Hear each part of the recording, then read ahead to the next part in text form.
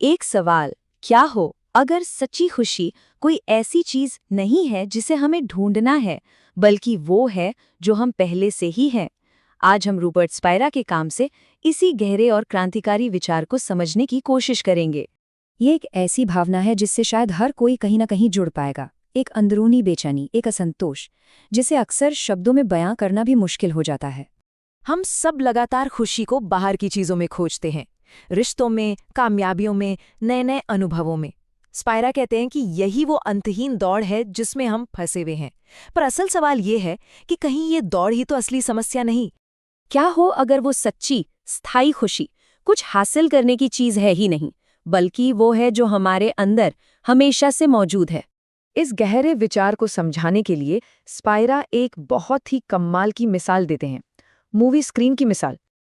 देखिए, हमारे हर अनुभव के दो पहलू होते हैं। एक तरफ है हमारे बदलते विचार, हमारी भावनाएं, हमारी संवेदनाएं जो आती जाती रहती हैं, और दूसरी तरफ है एक स्थिर मौजूदगी जो इन सब को जानती है। उसी का नाम है जागरूकता या अवेयरनेस। तो जागरूकता बिल्कुल उस मूवी स्क्रीन की तरह है और हमारी जिंदगी के सारे अनुभव उस पर चल रही एक फिल्म की तरह हैं। स्क्रीन हमेशा वहीं रहती है, फिल्म के सीन आते हैं और चले जाते हैं।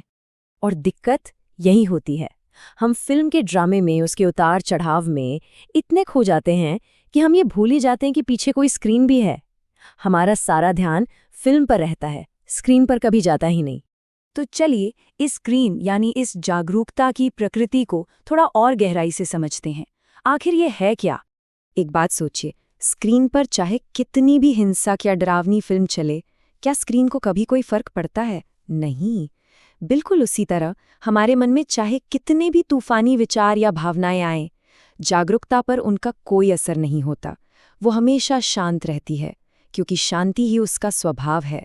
और क्या स्क्रीन को फिल्म से कुछ चाहिए होता है? नहीं, वो अपने आप में पूरी है, उसे किसी चीज की जरूरत नहीं। ठीक उसी तरह जागरूकता को भी किसी खास अनुभव की जरूरत नहीं है।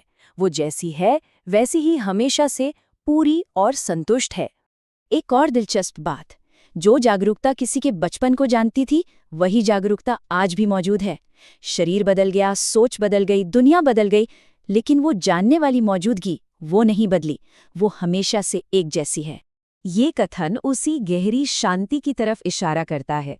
जब हमारी पहचान फिल्म के किरदारों से हटकर स्क्रीन से जुड़ जाती है, तब जिंदगी में चाहे कुछ भी होता रहे, अंदर एक शांति बनी रहती है। ठीक है, ये सब सुनने में तो बहुत अच्छा लगता है, लेकिन सवाल ये है कि फिल्म के इस शोर शराबे से ध्यान हटाकर उस स्क्रीन को देखें कैसे? उस स्क्रीन को जो हमेशा से यहीं है। मतलब अगर ये जागरूकता हमेशा यहाँ मौजूद है, तो हम इसे नोटिस क्यों नहीं कर पाते? इसे पहचानने का आखिर तरीका क्या है?